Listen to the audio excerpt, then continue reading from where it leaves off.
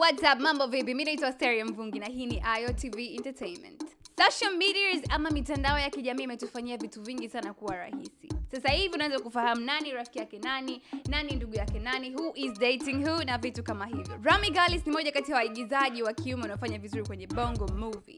Na tulikuwa tunafahamu kwamba Rami anatoka kimapenzi na mrembo Agnes Masogange. And by the way, wakati Rami anasafiri kwenda Nigeria kushoot movie ambayo ameshirikishwa na Nigeria, aliongea, tulikutana naye kwenye exclusive interview na IOTV, akasema kwamba yuko kwenye mahusiano ya kimapenzi na Agnes. Na pia aliporudi, Agnes alikuja alikuja kumpokea.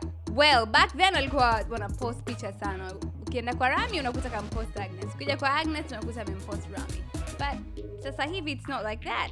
You want to know what's happening? Mahusiano yao yamefikia wapi? Msikilize Rami Gallus kwenye exclusive interview na IOTV. Unajua mahusiano ni mahusiano tu. Hakuna lenye mwanzo linakosa mwisho. Hakika yale yalikuwa tu ni mahusiano na hakika yamefikia mwisho. Kwa hiyo sidhani kama nina jambo zaidi ya kulizungumzia zaidi ya hilo. Siwezi nikaweka tofauti zetu hadharani. Ilikuwa ni mahusiano na yameishia. Okay. Kwa story nyingine na kali kama hizi, basi usiache kusubscribe katika YouTube channel yetu ambayo ni Millard Ayo. Instagram, Facebook, Twitter, Periscope, Snapchat, everywhere ni jina hilo moja la Millard Ayo. Mimi naitwa Asteria Mvungi.